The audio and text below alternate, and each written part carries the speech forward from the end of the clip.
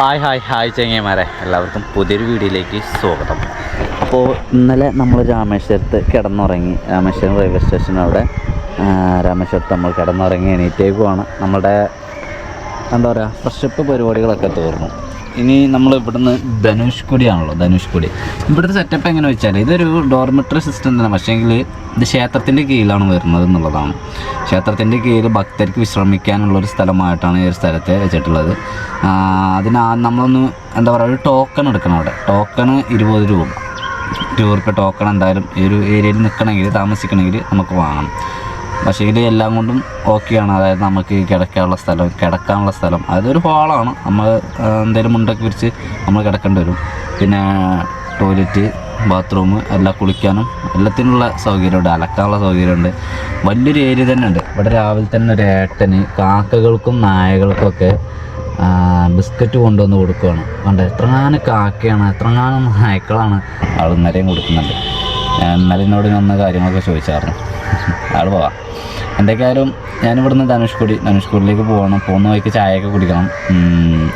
ഇന്ന് നമുക്ക് ധനുഷ്കുടിയിൽ നമുക്ക് ഈ ഒരു ഏരിയ, ഈ ഒരു ദ്വീപിൽ നിന്ന് അപ്പുറത്തേക്ക് കിടക്കുകയും വേണം.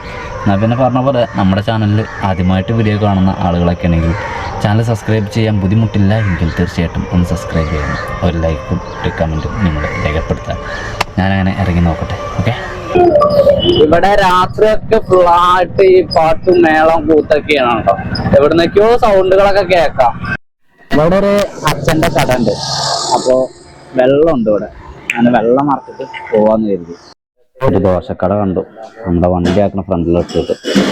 ഇവിടെ ഇരുന്ന് ഇങ്ങനെ ഒരു ദോശയൊക്കെ വെച്ച് പോവാന്ന് കരുതി. ഞാൻ അവിടേക്ക് കിട്ടിയില്ല, കിട്ടും, ടൂറിസ്റ്റ് ഏരിയ അല്ലേ. 6 മണിക്ക് ശേഷം, 6 മണിക്കല്ല, 5 മണി കഴിഞ്ഞാൽ പിന്നെ വിടൂലെന്ന് പറഞ്ഞില്ലേ. 5 മണിക്ക് ഇത് അടച്ചു കഴിഞ്ഞാൽ പിന്നെ പുലർച്ചെ 6 മണിക്കാണ് തുറക്കുക കേട്ടോ. 6 മണിക്ക് തുറക്കും. 6 മണിക്ക് നമുക്ക് വീണ്ടും അങ്ങോട്ടേക്ക് പോകാൻ വേണ്ടിയിട്ട് പറ്റും രാവിലെ. ഞാൻ പിന്നെ കുറച്ച് നേരം വൈകാനുള്ള കാരണം ഈ ചായ കുടി കാര്യങ്ങളൊക്കെ ആയതുകൊണ്ടാണ്. ഒന്ന് ഫ്രഷ് ആയൊക്കെ വന്നപ്പോഴേക്ക് എന്നാൽ തന്നെ 8 മണി ആയില്ല. ഇപ്പോഴും 7:45 7:45 ഇവിടെ പെരും വെയില. എന്താ അല്ലേ, ഞാൻ അങ്ങോട്ടേക്ക് ഇങ്ങനെ പോകുമ്പോഴേ അങ്ങോട്ടേക്കുള്ള കാര്യങ്ങൾ ഞാനിങ്ങനെ ഓർക്കുന്നുണ്ട്. അവിടുത്തെ ഒരു ദുരന്തത്തെ കുറിച്ചൊക്കെ. നമുക്ക് അവിടുത്തെ അടുക്കും തോറും അതിങ്ങനെ തേട്ടി വരികയാണ്. കൊണ്ട് 2 സൈഡും മണൽത്തിട്ടകളാണ്. അതിന്റെ നടുവിലൂടെ പോകുന്ന റോഡാണ് നമ്മളുടെ ധനുഷ്കുടി റോഡ് എന്ന് പറയുന്നത്. ധനുഷ്കുടി അല്ലെ, ഇവിടെ വലിയൊരു നഗരം തന്നെ ഉണ്ടായിരുന്നു ചങ്ങന്മാരെ. ഇപ്പൊ ആണെങ്കിലോ എന്താ പറയാ, മണൽത്തട്ട് എത്തുന്തോറും ഞാൻ പറഞ്ഞില്ലേ, നമ്മളെ മനസ്സിലേക്ക് അതിങ്ങനെ കയറി വരും. അതിശക്തമായിട്ടുള്ള കാറ്റ് അനുഭവപ്പെടുന്നു കേട്ടോ. അവിടെ നല്ല കാറ്റാണ്. നമ്മളിപ്പോ 2 കടലിന്റെ നടുവിലൂടെ അരിച്ചൽമുനയിലേക്ക് ഇവിടുന്ന് ആകെ ഏതാനും കിലോമീറ്ററുകൾ മാത്രമേ ഉള്ളൂ. അപ്പൊ ആകെ പോകുന്നത് അരിച്ചൽമുനയിലേക്കാണ്. കഴിഞ്ഞ ദിവസേ മത്സ്യത്തൊഴിലാളികൾ നമ്മളോട് പറഞ്ഞിരുന്നു നല്ല കാറ്റാണ്, അതുകൊണ്ട് കടലിലേക്ക് പോകാൻ പറ്റില്ല എന്നുള്ളത്. അവരതുകൊണ്ടാ പോവാത്തതെന്ന്. സത്യമാണ്. ഞാൻ ഈ പോകുന്ന ഈ റൂട്ടിൽ അതിശക്തമായ കാറ്റടിച്ചുകൊണ്ടിരിക്കണം. നമ്മുടെ കയ്യിൽ നിന്ന് വണ്ടി വരെ നിയന്ത്രണം പോകുന്ന തരത്തിൽ കാറ്റടിക്കുന്നുണ്ട്. അപ്പൊ ഇതിലിങ്ങനെ പോകുമ്പോ രാമായണത്തിൽ സീതയെ കൊണ്ടുവരാൻ വേണ്ടിയിട്ട് അവര് ലങ്കയിലേക്ക് പോയല്ലോ. ശ്രീരാമനും ലക്ഷ്മണനും ഹനുമാനും അതുപോലെ തന്നെ സുഗ്രീവനും വാനരസേനയും ഒക്കെ ആയിട്ട് അവർ പോയിരുന്ന ആ ഒരു പാതയിലൂടെ ഇപ്പൊ ഞാനിങ്ങനെ സഞ്ചരിക്കുകയാണ്.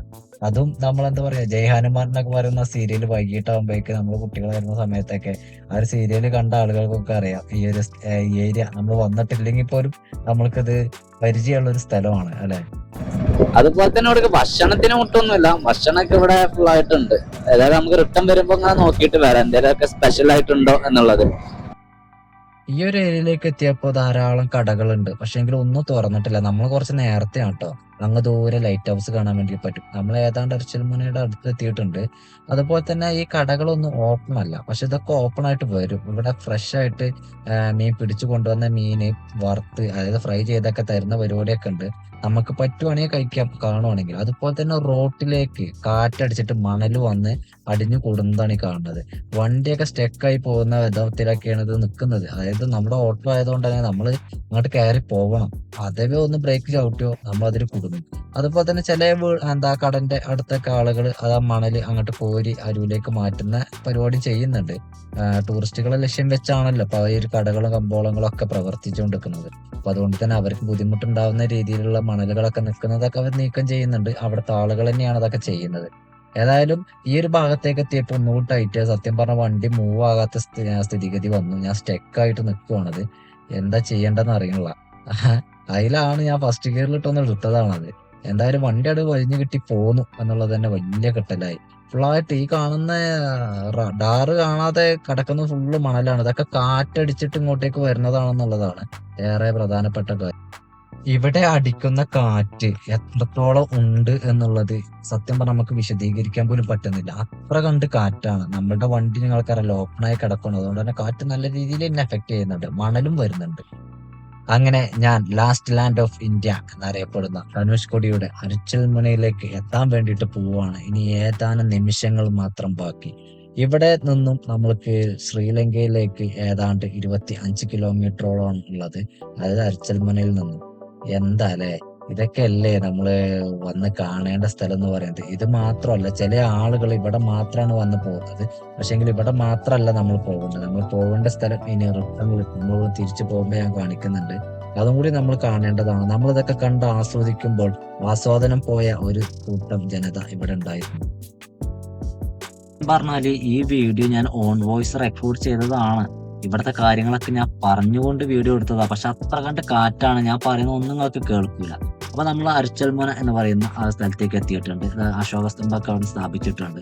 അതുപോലെ തന്നെ ഇവിടെ നിൽക്കുമ്പോൾ നമ്മൾക്ക് ശ്രീലങ്കയിലേക്ക് നമ്മൾ എത്തിയെന്ന് പറഞ്ഞിട്ട് നമ്മളെ മൊബൈൽ നെറ്റ്വർക്കിന്റെ മെസ്സേജ് വരാറുണ്ട്. എനിക്കും തന്നെ അത്തരത്തിലെ മെസ്സേജ് വന്ന് ഞാൻ കാണിച്ചു തരുന്നത്. ഇന്ത്യൻ മഹാസമുദ്രവും ബംഗാൾ കടലും തമ്മിൽ കൂട്ടിയോജിക്കുന്ന അല്ലെങ്കിൽ കൂടിച്ചേരുന്ന ആ ഒരു കാഴ്ചയും കൂടി നമ്മൾക്ക് ഇവിടെ നിന്ന് കാണാൻ വേണ്ടിയിട്ട് പറ്റും. അതുപോലെ തന്നെ ഇതാണ് ഇന്ത്യൻ മഹാസമുദ്രം. അതിശക്തമായ കാറ്റാണ് അത് ആ ഭാഗത്തു നിന്ന് വരുന്നത്. അതുകൊണ്ട് തന്നെ തിരകൾക്കും നല്ല ശക്തിയാണ് ഉള്ളത്. പിന്നെ ഇവിടെ ഒരുപാട് ചെറു കച്ചവടങ്ങളുണ്ട്. കടലിൽ നിന്ന് കിട്ടിയ മനോഹരമായിട്ടുള്ള മുത്തുകളും അതുപോലെ തന്നെ ശംഖുകളും എല്ലാം വിൽക്കുന്ന കടകളാണ്. അതും തന്നെ മനോഹരമായിട്ടുള്ള ഒരു കാഴ്ച തന്നെയാണ്. വേണ്ടവർക്ക് കൊണ്ടുപോവുകയും ചെയ്യാം.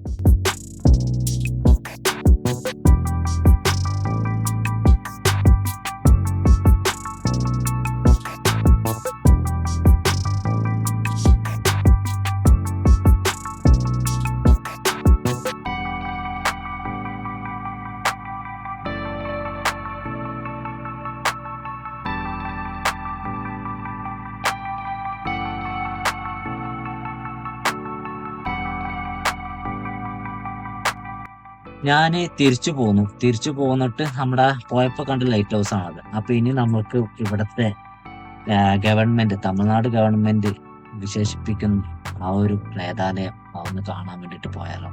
ആ ഒരു ഏരിയയൊക്കെ ഒന്ന്, ഇവിടെ ഒരുപാട് ആരാധനാലയങ്ങളും അതുപോലെ തന്നെ ഒരുപാട് ആളുകൾ താമസിച്ച ഒരു സിറ്റി ആയിരുന്നു ഇത്. നമുക്ക് അതൊന്ന് കണ്ടിട്ട് വരാം.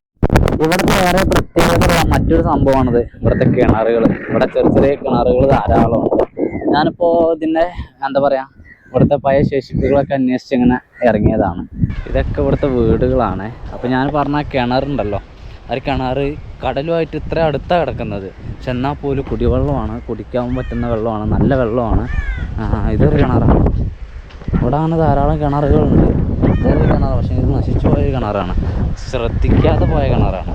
പക്ഷെങ്കിൽ ഇവിടെ ഞാൻ പറഞ്ഞില്ലേ, ഉപ്പിൻ്റെ ചുവയൊന്നും ഈ വെള്ളങ്ങൾക്ക് ഉണ്ടാവില്ല എന്നുള്ളതാണ്. അപ്പോൾ ഇത് പഴയൊരു വീട് എന്തോ ആയിരുന്നു. അതൊക്കെ നശിച്ചു പോയൊരു കാഴ്ചയാണ് നമുക്ക് കാണാൻ വേണ്ടി പറ്റുന്നത്. ഇതാണ് ധനുഷ്കോടിയിലെ ആ പഴയ റെയിൽവേ സ്റ്റേഷൻ എന്ന് പറയുന്നത്. അതായത് ഇവിടുന്ന് ആളുകൾ ശ്രീലങ്കയിലേക്ക് പോയിട്ട് അവിടെ, അതായത് ഇവിടുന്ന് ഒരുപാട് ചരക്ക് നീക്കും, അതുപോലെ തന്നെ ഇവിടുന്ന് ഒരുപാട് പേര് ജോലിക്ക് വേണ്ടിയിട്ട് ശ്രീലങ്കയിലേക്ക് പോയിരുന്നു. അവിടെ നിന്ന് ഇങ്ങോട്ടേക്കും അതുപോലെ വന്നിരുന്നു. ഇതൊരു ടാങ്കിൻ്റെ അവശിഷ്ടമാണ് കാണുന്നത്. റെയിൽവേ സ്റ്റേഷൻ്റെ ടാങ്കിൻ്റെ അവശിഷ്ടമാണ് കാണുന്നത്. ഇവിടെ ഇതൊക്കെയാണ്. അപ്പോൾ അന്ന് ആ ഒരു കാലഘട്ടത്തിൽ അവിടെ തേയില എന്നുള്ളതാണ്. അതുപോലെ തന്നെ പിന്നെ ഈ പറഞ്ഞ മാതിരി വ്യാപാര വാണിജ്യ മേഖല ഒക്കെ വളരെ സ്ട്രോങ് ആയിട്ട് നിൽക്കുന്ന സമയം. എല്ലാവരും അങ്ങോട്ടും ഇങ്ങോട്ടൊക്കെ പോയിരുന്ന ഒരു സമയം. ഡിസംബർ 1964 ഡിസംബർ 21 ഈ ചുഴലിക്കാറ്റ് തീരത്തേക്ക് അടുക്കുകയും ഡിസംബർ 22 ഈ പറഞ്ഞ ധനുഷ്കോടി മൊത്തത്തിൽ കടലെടുക്കുകയും ചെയ്ത ഒരു ഏരിയയാണ്. ഒരുപാട് ശേഷിപ്പുകളുണ്ട്. അതായത് ഇവിടെ പോസ്റ്റ് ഓഫീസ്, സ്കൂള്, ആശുപത്രി, അങ്ങനെ ഒരുപാട് ഓഫീസുകളുണ്ടായിരുന്നു. വലിയൊരു എന്താ പറയുക ടൗണ് തന്നെ ആയിരുന്നു ഈ ഒരു ധനുഷ്കോടി എന്ന് പറയുന്നത്. ഇപ്പോൾ ഇവിടെ തന്നെ നമുക്കൊരു ശേഷിപ്പ് കാണാം. അങ്ങനെ ഏതാണ്ട് ഇവിടെ 1800ഓളം ആളുകൾ മരണപ്പെട്ടിട്ടുണ്ട് എന്നാണ് പറഞ്ഞത്. നമ്മൾ പോരുമ്പോൾ പാമ്പൻ പാലം, പാമ്പൻ ബ്രിഡ്ജ് ആ ഒരു ഏരിയയിലൊക്കെ ആയിട്ട് ഞാൻ അവിടെ നിന്ന് പറഞ്ഞിരുന്നു കഴിഞ്ഞ വീഡിയോയിൽ ട്രെയിൻ അപകടം. അപ്പോൾ ആ ട്രെയിനിലുണ്ടായിരുന്നത് ഇതുപോലെ തന്നെ ശ്രീലങ്കയിലേക്ക്, അതായത് നമ്മളുടെ ട്രെയിൻ അവിടെ നിന്ന് വന്ന് ഇവിടെ ധനുഷ്കോടി റെയിൽവേ സ്റ്റേഷനിൽ വരെ എത്തും. അവിടെ നിന്ന് പിന്നെ അതായത് നമ്മൾ ട്രെയിൻ കയറി വന്ന് ധനുഷ്കോടി ഇറങ്ങി കഴിഞ്ഞാൽ ഇവിടുന്ന് ഫെറി മാർഗം പോയി, നല്ല കാറ്റാണ്, ഞാൻ പറയുന്നത് കേൾക്കുമെന്ന് അറിയില്ല, ഫെറി മാർഗം പോയി അവിടെ നിന്നും പിന്നെ എന്താ പറയുക തലൈമനാർ എന്ന് പറയുന്ന ഒരു സ്ഥലത്തേക്കാണ് നമ്മൾ ശ്രീലങ്കയിലേക്ക് എത്തുന്നത്. അങ്ങനെയാണ് ഇവിടുത്തെ ഒരു ഗതാഗതം ഉണ്ടായിരുന്നത്. പക്ഷേങ്കിൽ ഇതെല്ലാം നശിച്ചു. ഇവിടെ ഉണ്ടാവും ഇവിടുത്തെ രാമസേതു നിർമ്മിച്ചത് അതുകൊണ്ട്, അതുപോലെ തന്നെ പഴയ റെയിൽവേ സ്റ്റേഷൻ കാര്യങ്ങളൊക്കെ കാണിക്കുന്നുണ്ട്. കപ്പൽ രാമേശ്വരത്ത് തലൈമനാർ ഷിപ്പിംഗ് സർവീസ് കാണുന്നത്, റെയിൽവേ സ്റ്റേഷനിലേക്ക് ട്രെയിൻ വരുന്നതും ഇവിടെ ആളുകളുണ്ടായിരുന്നതും ഒക്കെ അവരിതിൽ കാണാൻ നമുക്ക് അങ്ങനെയുള്ള ഇതൊക്കെ ഇവിടെ കൊടുത്തിട്ടുണ്ട്. ഇതെന്താണെന്ന് മനസ്സിലാവുന്നില്ല. ഇത് ഒരു ക്ഷേത്രമായിരുന്നു എന്ന് സംശയമുണ്ട് എനിക്ക്. 1964 ഡിസംബർ 17 ആൻഡമാനിൽ ഒരു ന്യൂനമർദ്ദം രൂപപ്പെടുന്നത്. അത് ഏതാണ്ട് ഇവിടേക്കൊരു ഡിസംബർ 21 കൂടിയിട്ട് തീരത്തേക്ക് അടുക്കുകയും 22 അർദ്ധരാത്രി തീരം മൊത്തത്തിൽ കടലെടുക്കുകയാണ് ചെയ്തിട്ടുള്ളത്. അപ്പോൾ എന്താല്ലേ ഇവിടെ എത്രങ്ങനെ ആൾക്കാർ വസിച്ച് അവരുടെ വീടുകൾ, കാര്യങ്ങൾ, ആരാധനാലയങ്ങൾ, അവരുടെ വലിയ വലിയ സ്വപ്നങ്ങൾ എല്ലാം നശിച്ച് 1800ഓളം വരുന്ന ആളുകൾ മരണപ്പെട്ട ഒരു പ്രേതഭൂമിയിലൂടെയാണ് ഇപ്പോൾ ഞാൻ നടന്നുകൊണ്ടിരിക്കുന്നത്. ഇന്നും ആ റെയിൽവേ സ്റ്റേഷനും അന്നത്തെ ആ ഒരു വീടുകളും ആരാധനാലയങ്ങളും ആ ഒരു ചെറിയൊരു സിറ്റി, അല്ലെങ്കിൽ ചെറുതെന്ന് പറയാൻ വേണ്ടി പറ്റില്ല, എല്ലാം തികഞ്ഞ ഒരു ടൗണാണ്. ആ ഒരു ടൗൺ ഇവിടെ ഉണ്ടെങ്കിൽ ഇന്ന് ഈ കാണുന്നത് പോലെ അല്ല ഇവിടെ, ഇതിനേക്കാൾ ഗംഭീരമായിരിക്കും. ഒന്നും കൂടി ടൂറിസം വളരട്ടെ എന്നുള്ളത് കൊണ്ടാണ് തോന്നുന്നു. ഇപ്പോൾ ഈ പറഞ്ഞതുപോലെ ചർച്ചിലേക്കൊക്കെ പോകുമ്പോൾ ഇവിടുത്തെ പഴയ ഒരു ആരാധനാലയമാണ്, അവിടേക്കൊക്കെ പോകുമ്പോഴേക്ക് ഒരുപാട് മാറ്റങ്ങളൊക്കെ വരുത്തിയിട്ടുണ്ട്. ഞാനീ പറഞ്ഞ പോലെ 10 വർഷം മുന്നേയൊക്കെ വന്നെന്ന് ഇങ്ങനെ ഒന്നുമില്ല ഇവിടെ. എന്താ പറയുക, ആകെ കുറച്ച് ചില്ലറ കച്ചവടങ്ങൾ മാത്രമായിരുന്നു അന്നത്തെ എൻ്റെ ഒരു ഓർമ്മയിൽ. ഇപ്പം അങ്ങനെയല്ല, ഇപ്പോൾ ഒരുപാട് മാറ്റമുണ്ട്. അതുപോലെ തന്നെ ഇവരുടെ ജീവിത സാഹചര്യം കൂടി ഒന്ന് മാറണം. കണ്ട ഇത്രയും ഏരിയയാണ് പിടിച്ചു നിന്നത് എന്നുള്ളതാണ്. അതുപോലെ തന്നെ ഇതിലൊക്കെ ഒരുപാട് വീടുകൾ കാര്യങ്ങളൊക്കെ ഉണ്ട്. നമ്മളിവിടെ അങ്ങോട്ടൊക്കെ നോക്കിയാൽ ധാരാളമായിട്ട് പൊളിഞ്ഞ് വീണ് കിടക്കുന്ന, അവശിഷ്ടങ്ങളായിട്ട് കിടക്കുന്ന ഒരുപാട് ബിൽഡിങ്ങുകൾ കാണാൻ വേണ്ടിയിട്ട് പറ്റും.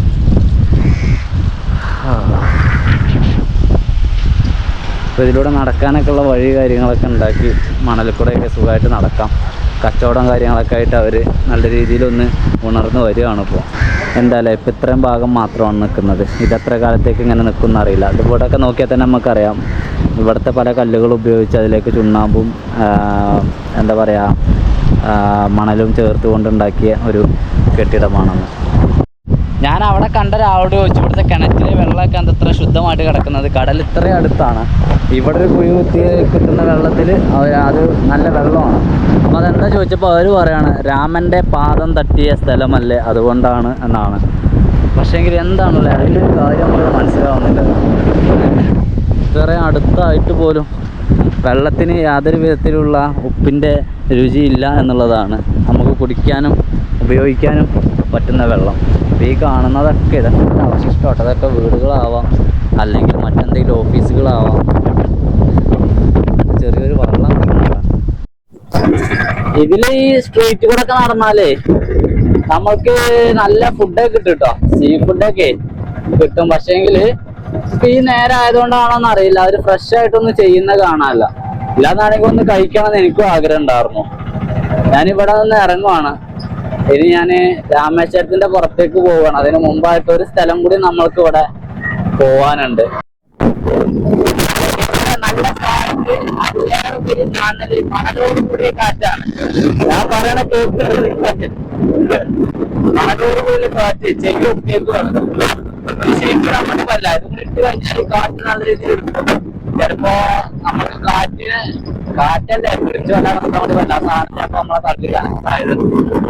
മന്നാറിലേക്കുള്ള ഷിപ്പിംഗ് ഒക്കെ നടന്നിരുന്നത് ഇവിടെ നിന്നായിരുന്നു കേട്ടോ. വലിയ വലിയ ബോട്ടുകളും കപ്പലുകൾ വന്നിട്ടുണ്ടോന്ന് അറിയില്ല. ആ ഒരു ഏരിയ ആണ് ഈ കാണുന്നത്. ഇവിടെയാണ് നിന്നാണ് ചരക്ക് നീക്കവും ഇവരുടെ മാന്നാറിലേക്കുള്ള യാത്രയൊക്കെ ഇവരാരംഭിക്കുന്നത്. ഇവർ ഇറങ്ങുന്നത് ഒക്കെ ഇവിടെ ആയിരുന്നു. പോകുന്ന വഴിയിൽ തന്നെയാണ്. അപ്പൊ പിന്നെ ഞാൻ തിരിക്കുവാണ്. ഞാന് ഈ പറഞ്ഞതുപോലെ ആ സ്ഥലം ഒന്ന് കണ്ടപ്പോഴേ ഒന്ന് നിന്നതാണ്. രാമനാഥപുരത്തേക്ക് 57, മധുരൈ 173, തിരുച്ചി 231. നമ്മൾ ഇനി പോകുന്നത് മധുരയിലേക്കാണ്. 173 കിലോമീറ്റർ ഉണ്ടല്ലേ. ഈ മെസ്സേജ് ഉണ്ടെങ്കിൽ വെൽക്കം ടു ശ്രീലങ്ക എന്നിട്ട് കുറേ ഓഫറും ഉണ്ട്. എയർടെലിൻ്റെ മെസ്സേജ് വന്നതാണ് എനിക്ക്. ഞാനിത് ധനുഷ്കോടിയിൽ നിന്നപ്പോൾ. അങ്ങനെയെങ്കിൽ രാമേശ്വരത്ത് ഈ ഒരു ഏരിയയിൽ നമ്മളുടെ APJ അബ്ദുൽ കലാം സാറിൻ്റെ വീട് കാണാൻ വേണ്ടി വന്നതാണ് ഞാൻ. അതുകൊണ്ടേക്ക് ക്യാമറ ഒന്നും അലോഡ് ഉണ്ടാവില്ല. അതാണ് APJ അബ്ദുൽ കലാം സാറിൻ്റെ വീടെന്ന് പറയുന്നത്. ക്യാമറ അലോഡ് ഉണ്ടാവാൻ സാധ്യതയില്ല. കലാം സാറിൻ്റെ വീട് അതിൻ്റെ മേലായിരുന്നല്ലേ. ഇതിൽ വണ്ടികൾക്കൊന്നും വലിയ വണ്ടികൾക്കൊന്നും വരാൻ വേണ്ടി പറ്റില്ല കേട്ടോ. നമ്മളവിടെ നിർത്തിയതിന് ശരിയാണോ എന്നൊക്കെ അറിയില്ല.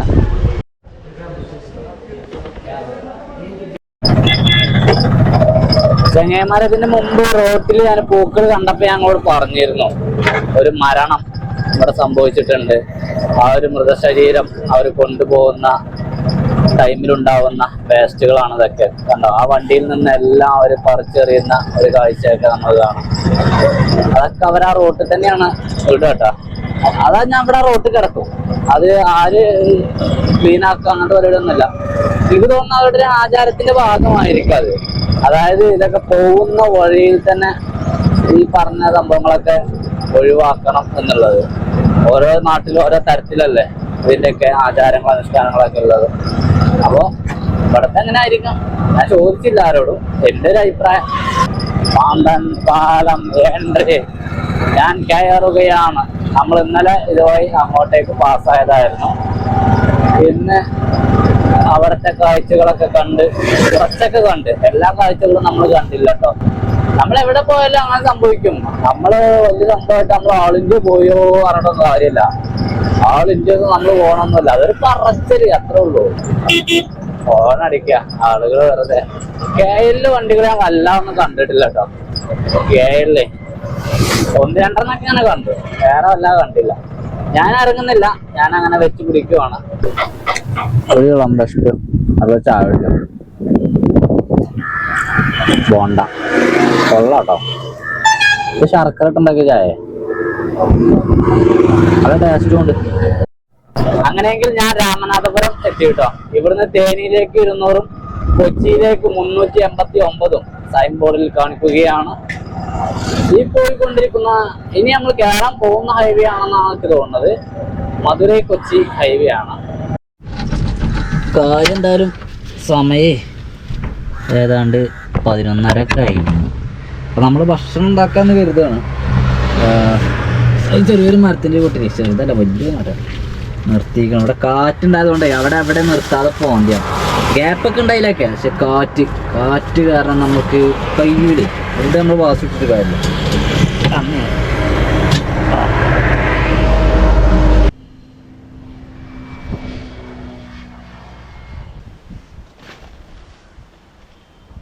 അപ്പോൾ ഇന്നത്തെ നമ്മളുടെ കറി 2 വെണ്ടക്ക, 1 തക്കാളി, 3 പച്ചമുളക്, പിന്നെ ഇത് നമ്മളുടെ ഫ്ലവറാണ്. ഇത് ഇഞ്ഞും കൊണ്ടുനടന്ന് കഴിഞ്ഞാൽ ഇത് വലിച്ചെറിയേണ്ടി വരും. അപ്പോൾ ഇന്ന് ഇതൊന്ന് പുഴുങ്ങിയിട്ട് റോസ്റ്റ്, അതായത് ഫ്രൈ ചെയ്തെടുക്കാം, പൊരിക്കുക അതിനെ. വെണ്ടയ്ക്കും തക്കാളി കൊണ്ടൊരു കറി, ഒരു 2-3-4 മുട്ട, 2 ആംപ്ലേറ്റ്. 2 ആംപ്ലേറ്റ് വേണമെന്നില്ല, ഇപ്പോൾ ഉച്ചയ്ക്ക് കഴിക്കാൻ ഒരു ആംപ്ലേറ്റ്, അത്ര മാത്രമാണ് നമ്മളുടെ ഉച്ചയ്ക്ക് ഇപ്പോഴത്തെ ഒരു കുക്കിംഗ് എന്ന് പറയുന്നത്. പക്ഷെ അത് പെട്ടെന്നൊന്നും നടക്കില്ല. ഈ സാധനം ഉണ്ടല്ലോ, ഇത് ഞാൻ തന്നെ ജീവിതത്തിൽ ആദ്യമായിട്ട് കുക്ക് ചെയ്യണം. ഞാൻ ഉണ്ടല്ലോ പറയാം, ഈ ഫ്ലവറേ അപ്പോൾ ഇതൊന്ന് പുഴുങ്ങണം ആദ്യം. ഒന്ന് കേട്ടിട്ടുണ്ട് ഞാൻ. അമ്മേ അങ്ങനെയെങ്കിൽ ഇതൊക്കെ ഒന്ന് ക്ലീൻ ആക്കി എടുക്കട്ടെ.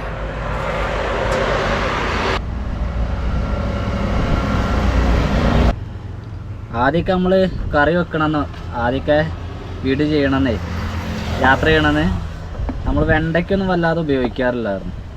വേറെ ഒന്നുമല്ല, അന്ന് കുക്കുവിന് വെണ്ടയ്ക്കൊന്നും ഇഷ്ടമല്ല. അപ്പം അതുകൊണ്ട് ഞാൻ തന്നെ എനിക്കായിട്ട് ഞാൻ വെറുതെ വാങ്ങിക്കണ്ടല്ലോ എന്ന് കരുതിയിട്ട് ഞാൻ വാങ്ങിക്കില്ല. അതാണ് അന്ന് വേറെ ഉള്ളിയും തക്കാളിയായി മാറിയുന്നത്. പിന്നെ കുറച്ച് പരിപ്പും. അപ്പോൾ വെണ്ടക്ക 2 ഉള്ളൂ, അതിലേക്ക് ഒരൊറ്റ തക്കാളി. ആദ്യം വെണ്ടക്കനൊന്ന് വാട്ടി എടുത്തിട്ടൊക്കെ വേണം. അതായത് കൊള്ളാട്ടോ പരിപാടി.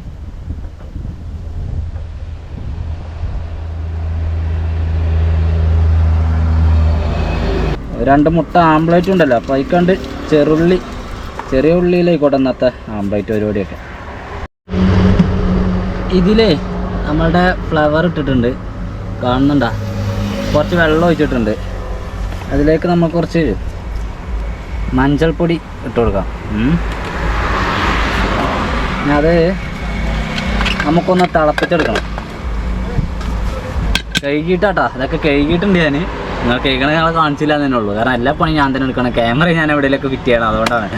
ഓക്കെ, ഇവിടെ നല്ല കാറ്റായതുകൊണ്ടേ നമ്മൾക്ക് എവിടെയും കുക്ക് ചെയ്യാനൊന്നും പറ്റില്ല. അങ്ങനെ ഒറ്റയടിക്ക് ഒരു മരത്തിൻ്റെ ചുവട്ടിൽ ഇരുന്ന് കുക്ക് ചെയ്യാൻ വേണ്ടി പറ്റും. ഇവിടെ ഏട്ടനും അദ്ദേഹത്തിൻ്റെ അമ്മയാണ് തോന്നുന്നു ഭക്ഷണം കഴിക്കണ്ടേ. പിന്നെ ഇത് നമുക്ക് ആംപ്ലേറ്റുള്ള ഇതാണ്, നമ്മളെ ഉള്ളിയും തക്കാളി വെണ്ടയ്ക്കും തക്കാളി. പിന്നെ നമ്മുടെ ചോറായിട്ടുണ്ട്. ചോറ് കുറച്ച് നേരം കൂടി അങ്ങനെ എയർ കളയാതെ വെച്ചേക്കുവാണ്, കാരണം ഫുള്ള് വെന്തുണ്ടാവില്ല. ഞാൻ നേരത്തെ ഇറക്കിയേക്കണം.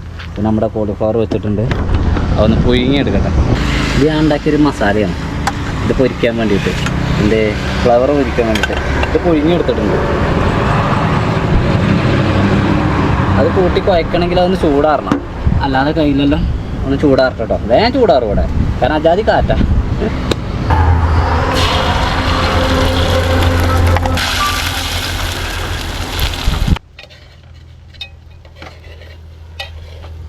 നമ്മളിങ്ങനെ മസാല കയറ്റിയിട്ടുണ്ട് കേട്ടോ ഈ സാധനത്തിന്.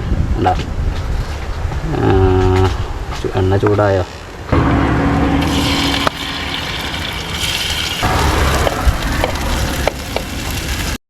ചന്ദ്രകളഭം. അപ്പോൾ നമ്മുടെ ചോറായിട്ടുണ്ട്. നമ്മളുടെ ആംപ്ലേറ്റ് ഒരു മുറി രാത്രിയൊക്കെ എടുത്ത് വെച്ചിട്ടുണ്ട്. നമ്മളുടെ കോളിഫ്ലവർ ആയി ബന്ധുക്കൾ എന്തായാലും ടേസ്റ്റും ഒക്കെ. വെണ്ടയ്ക്ക തക്കാളി കറി. അപ്പോൾ ഇതാണുള്ളത്. നമുക്ക് കുക്ക് ചെയ്യാനല്ല, ഭക്ഷണം പാകം ചെയ്യാനല്ല വെള്ളത്തിൻ്റെ ആവശ്യം വരുന്നത്. വെള്ളത്തിൻ്റെ ആവശ്യം കൂടുതലായിട്ടും വരുന്നത് കഴുകാനാണ്, പാത്രങ്ങൾ കഴുകാനാണ്. നമ്മൾ നിൽക്കുന്ന ഏരിയകളിൽ തന്നെയാണ് നമ്മൾ ഒട്ടുമിക്ക ദിവസം കഴുകാറ്. ഒരു ദിവസമെങ്കിലും നമ്മൾ കഴുകാൻ വിട്ടു പോയാൽ മറക്കേ അല്ലെങ്കിൽ സ്ഥലം കിട്ടുമ്പോൾ അവിടെ വെള്ളമില്ലാതൊക്കെ അങ്ങനെയൊക്കെ ആയി കഴിഞ്ഞാൽ നമ്മളെ കയ്യിൽ വെള്ളം ഉള്ളത് വരും. ഇന്ന് രാജകീയ ഭക്ഷണം കേട്ടോ ഫുള്ള്. അതപ്പം കഴിയോ? അത് എന്താ കോളിഫ്ലവർ നമുക്ക് യാത്രയിൽ ഉൾപ്പെടുത്താൻ പറ്റുന്ന ഒന്ന് തന്നെ കേട്ടോ, പെട്ടെന്ന് ആവുന്നുണ്ട്. ഞാൻ എൻ്റെ യാത്ര വീണ്ടും ആരംഭിച്ചു.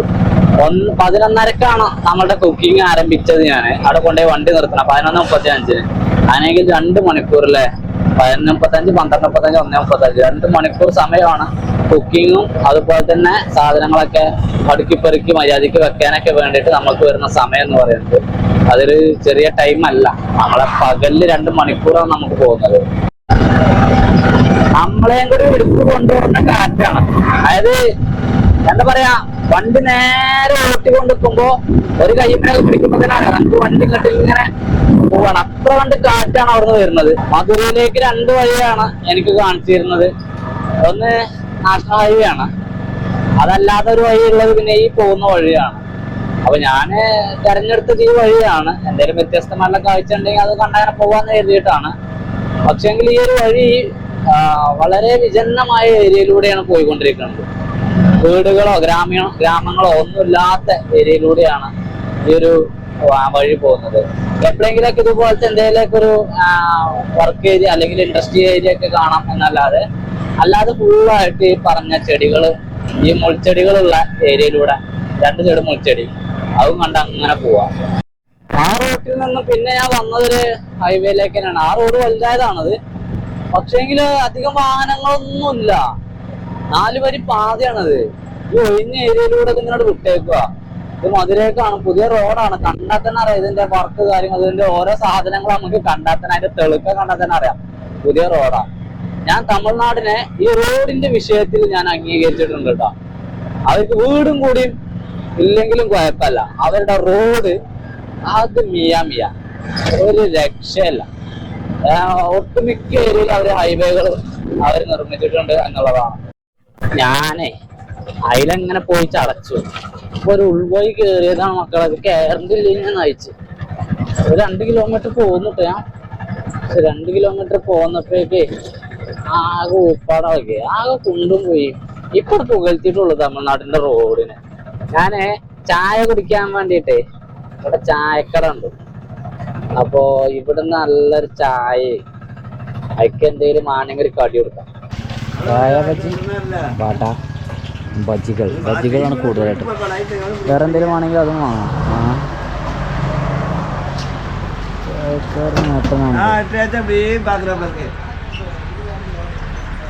ലൈവ് കേട്ടോ സാധനം. ഇപ്പോ ഒരു കുഞ്ഞിവടന എടുക്കല്ലേ, കുഞ്ഞിവട കൊണ്ടുപോകാം.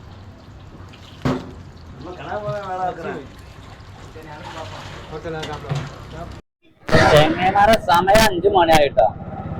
ഈ 5 മണിയായിട്ട് ഞാൻ ഇതിനിടയിലൊന്നൊരു ഷോട്ട് കാണിക്കാഞ്ഞത്. ഞാൻ ഈ റോഡ് തന്നെയാണ് പോയോണ്ടിരിക്കണത്. പ്രത്യേകിച്ചൊരു കാഴ്ചയൊന്നുമില്ല.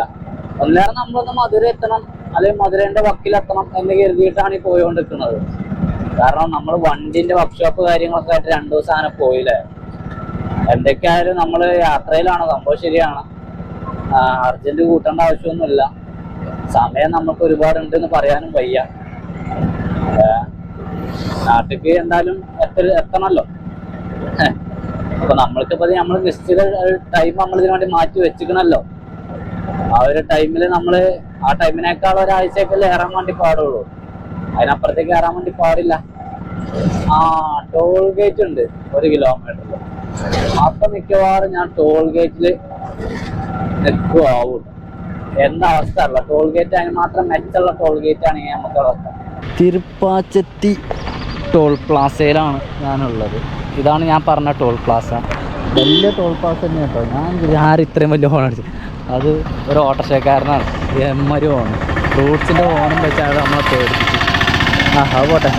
അപ്പോൾ ഞാൻ ഇവിടെ നിൽക്കട്ടെ. നമ്മൾ ടോൾ പ്ലാസ ആണെങ്കിലും പെട്രോൾ പമ്പാണെങ്കിലും ഇവിടെ ഇപ്പോൾ അവരോട് ചോദിക്കാതെ തന്നെ നമ്മളിവിടെ എവിടെയെങ്കിലുമൊക്കെ സൈഡാക്കുകയൊക്കെ ചെയ്യാം. പക്ഷെ എന്നാൽ പോലും അവരോടൊന്ന് ചോദിച്ചു കഴിഞ്ഞാൽ അവർ നമുക്ക് സേഫായിട്ട് നിൽക്കാനുള്ള സ്ഥലം പറഞ്ഞുതരും. ഇപ്പോൾ ഞാൻ നിർത്തിയിട്ടുള്ള ഇവിടെയാണ്. ഇതും അവരും തമ്മിൽ നല്ലൊരു മാറ്റമുണ്ട്. ഏതാണ്ടൊരു 30 മീറ്റർ ഇത്രയൊക്കെ ഉണ്ടാവുള്ളൂ. പക്ഷേ എങ്കിലും ഇങ്ങോട്ട് ശ്രദ്ധ വരില്ല അവർക്ക്. എന്തെങ്കിലുമൊക്കെ ഒരു ഇഷ്യൂ അത് ആരുടെ നൈറ്റ് നമുക്ക് ഓട്ടോറിക്ഷയല്ലേ. അല്ല മിനി ആണെങ്കിൽ ഞാൻ പ്ലാസ് തന്നെ നോക്കൂല, ഞാൻ ഒറ്റ പിടിലേക്കാരം എവിടെയൊക്കെ കൊണ്ടുപോയിട്ട് സൈഡാക്കിയിട്ട് കിടന്നുറങ്ങും. നിങ്ങൾക്കറിയാലോ കഴിഞ്ഞ യാത്രയിലൊക്കെ എൻ്റെ പരിപാടി എന്തായിരുന്നു എന്നുള്ളത്. അപ്പോൾ എന്നോട് പറഞ്ഞു അവിടെ ആ ഫാസ്റ്റ് ട്രാക്കിൻ്റെ അതിൻ്റെ അപ്പുറത്തേക്ക് കൊണ്ടുപോയിട്ടിട്ട് കിടന്നുറങ്ങാൻ. അതാകുമ്പോൾ അതിൻ്റെ ലൈറ്റും ഉണ്ടാവും എന്നൊക്കെയാണ് പറഞ്ഞത്. ഇനി ലൈറ്റ് ഇല്ലെങ്കിലും കുഴപ്പമില്ല, അവിടെ ആളുകളുണ്ടാവും. അപ്പോൾ ഞാൻ പെട്രോൾ പമ്പ് നമുക്ക് എന്നും കിട്ടില്ല. നമ്മളൊരു പെട്രോൾ പമ്പിൽ കിടക്കുന്നതാണ് നമ്മൾ കരുതുന്നതെങ്കിൽ, അങ്ങനെയൊക്കെ നിങ്ങൾ യാത്ര ആരംഭിക്കുവാണെങ്കിൽ ഒരു 1 തൊട്ട് 5 പെട്രോൾ പമ്പ് എന്തായാലും ചോദിക്കേണ്ടി വരും. അതിൽ ഏതെങ്കിലും ഒന്നിൽ കൊടുക്കാം. അതുകൊണ്ട് തന്നെ ഓട്ടോറിക്ഷ കൊണ്ടൊക്കെ പോകണമെങ്കിൽ ഇപ്പോൾ തന്നെ 5 മണി സമയമായി. നിങ്ങൾക്ക് 5 മണി കഴിഞ്ഞു, നിങ്ങൾക്ക് ഒരു 4:30 കഴിഞ്ഞതിന് ശേഷം നിൽക്കാനുള്ള സ്ഥലം നിങ്ങൾ അന്വേഷിക്കുന്നതാവും നന്നാവുക. ഇല്ലാന്നാണെങ്കിൽ നിങ്ങൾ പെട്ടുപോകും. പെടുക എന്ന് പറഞ്ഞാൽ എവിടെയൊക്കെ നമ്മൾ കിടന്നുറങ്ങും. പക്ഷേങ്കിൽ നമുക്ക് ഈ വിശ്വസിക്കാൻ പറ്റില്ലല്ലോ, പേടിയുണ്ടായി. ധൈര്യമില്ലോ എവിടെയും കിടക്കാട്ടോ. 8 മണി നേരമായി. മൊത്തത്തിൽ ലൈറ്റൊക്കെ ഇട്ട് ഫുൾ പവറായിട്ടുണ്ട് ടോൾ പ്ലാസ. അവരുടെ ലൈറ്റിൻ്റെ വീട്ടിലിടാനല്ല പറഞ്ഞത്, നമ്മൾ തന്നെ ഇവിടെ ഇട്ടിട്ടുണ്ട്. ഇവിടെ ഒരു ഫാസ്റ്റ് ട്രാക്കിൻ്റെ ടിന്ന് ഇരിക്കുന്ന ഏരിയയാണ്. ഇവരെന്നോട് പറഞ്ഞു അതിൻ്റെ അപ്പുറത്തൊരു ബിൽഡിംഗ് ഉണ്ട്. ആ ഒരു ബിൽഡിങ്ങിൽ എവിടെ വെട്ടമുള്ളാവാം. അത് ആകെ എണ്ണമയാണല്ലേ, മോൻ കേൾക്കാനാണ്. അപ്പോൾ ആ ഒരു ബിൽഡിങ്ങിൻ്റെ അവിടെ കൊണ്ടുപോയി വേണമെങ്കിൽ ഇടാം എന്ന്. പക്ഷേങ്കിൽ ഞാൻ ഒരു മിനിറ്റ് അവിടെ കൊണ്ടുപോയി ഇടുവാണെങ്കിൽ മഴ പെയ്യുവാണെങ്കിലൊക്കെ സുഖമായിരിക്കും എന്ന് പറഞ്ഞു. ഞാൻ പറഞ്ഞു കുഴപ്പമില്ല ഇവിടെ വെക്കാം, ഇനി ഇവിടെ ബുദ്ധിമുട്ടാണെങ്കിൽ ഞാൻ അങ്ങോട്ടേക്ക് മാറ്റാമെന്ന് പറഞ്ഞു. ബുദ്ധിമുട്ടുണ്ടായിട്ടില്ല, നിങ്ങൾക്കൊരു ഹെൽപ്പ് ആയിക്കോട്ടെ എന്ന് ചെയ്തിട്ടാണ് പറഞ്ഞു. അപ്പോൾ എൻ്റെ എഡിറ്റിങ് പരിപാടിയൊക്കെ കഴിഞ്ഞു. ഇനിയിപ്പോൾ ബെഡ് നിങ്ങൾക്ക് അറിയാമല്ലോ, നമ്മൾ ബെഡ് ഇട്ട് കിടക്കുന്നതായിരുന്നു. ഞാനിപ്പോൾ നീച്ചതാണ് അതിൻ്റെ ഉള്ളിൽ നിന്ന്. ബെഡ് ഇത്ര ഉള്ളു ബെഡിൻ്റെ പണി. എഡിറ്റിങ് ഞാൻ റെൻഡർ ചെയ്തിട്ടിട്ടുണ്ട്. ഇനിയിപ്പോൾ വിരിക്കണം, ലാപ്ടോപ്പ് ഒന്ന് എന്താ പറയുക കോപ്പി ചെയ്തെടുത്തേക്കണം. അത്തരം പരിപാടികളാണുള്ളത്. അത് കഴിഞ്ഞാൽ ഇന്നത്തെ പരിപാടികളൊക്കെ അവസാനിച്ചു. നാളെ നമ്മൾ നേരെ രാവിലെ മധുരയിൽ. ഓക്കെ, പിന്നെ ഈ ഒരു വീഡിയോ കൊണ്ട് വൈൻഡപ്പ് ചെയ്യാണ്. അടുത്തുള്ള വീഡിയോ പറയാം. Bye, good night, by.